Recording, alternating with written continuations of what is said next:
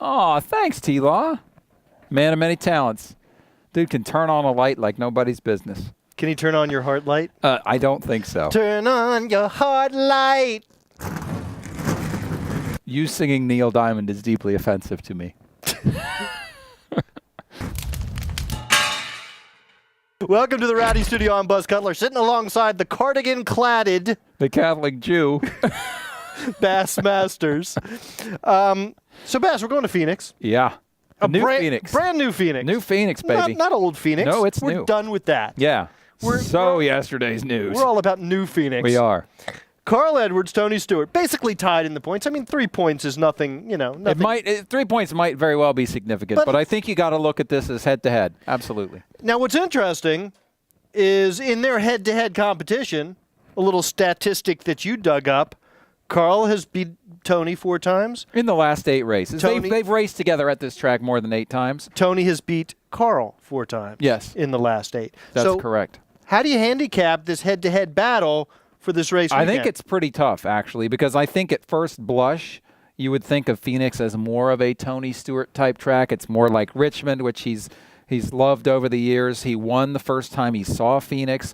But if you look at recent results, the last 4 races, except for the one earlier this year when he had problems, Carl's been pretty stellar here. He won this fall race last season. He won this race last year, and he started from the pole here in February. So he's got a good feel for at least the old Phoenix. You'll go to the test, you see Tony Stewart running fast, but I don't think Carl Edwards is at a significant disadvantage when you look at this racetrack. So I think that's one thing that makes this race very interesting. So if it's a statistical wash, yeah, I think maybe then you have to look to the intangibles, don't you, to see who has the edge. Now, you could say Tony Stewart has the momentum. He's won the past 2 races. He's on fire lately, whereas Carl Edwards has had to overcome some bad cars in order to get good finishes. But he has overcome it well enough to still lead the points. On the other hand, Carl Edwards kind of admitted he had been protecting his lead, and now it's time to get aggressive. He's going to take the gloves off and actually go for it in a way that perhaps he hasn't been the past few races. Well, one of the other things he said when talking about the new Phoenix is that the old Phoenix was a little more forgiving than the new Phoenix. Listen to this.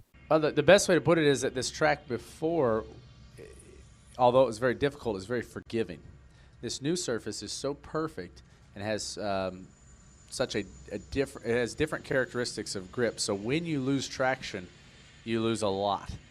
And when you combine that with the side-by-side racing, the way that this the back straightaway is now configured, that's going to be kind of a choke point of the racetrack where 2 guys could really get themselves into trouble.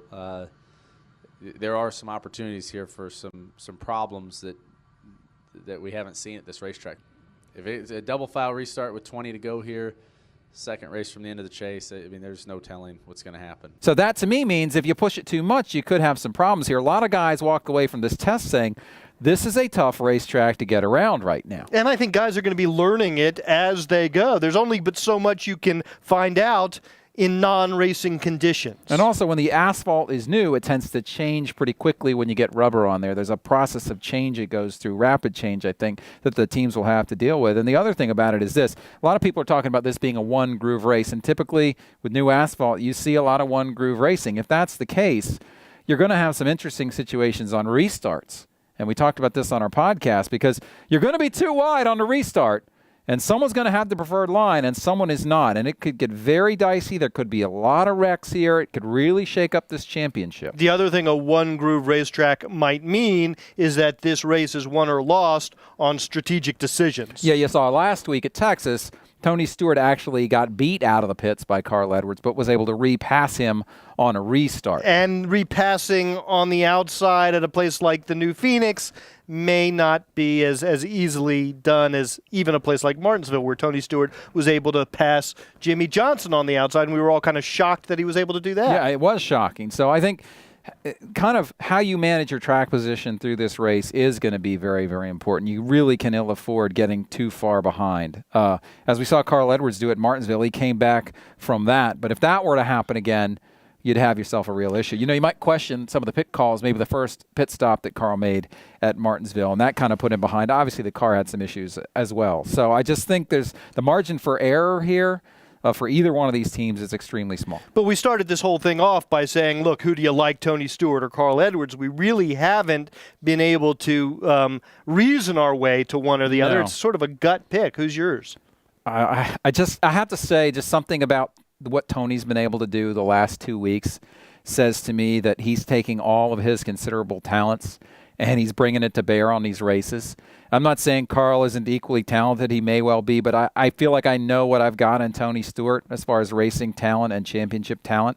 So I'm just leaning a little bit that way. And Carl Edwards, if he wins the championship this year, then he'll have that too. But until that time, that slight edge to Tony. Sorry, Carl. No, that's all right, because I'm going to give Carl some love. I'm going to lean slightly towards Carl Edwards, because I think, you know, these past 2 wins by Tony Stewart have maybe poked the hibernating bear with a stick a little bit. Is that the right expression? Sure. Poke the hibernating bear? Whatever. You know, you like this, you know. Exactly, like that. So I think Carl Edwards is out to prove that maybe Tony And he's Stewart better at Phoenix than you might think. I mean, I think that's the thing about it is Carl is better at Phoenix than you might just assume when you look at the because you know what numbers. assuming does. Oh, yes, it does, especially to you.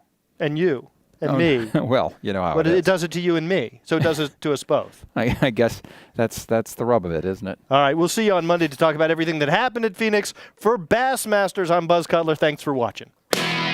Rowdy.com. Say it like it is. Say what like it is? Rowdy.com.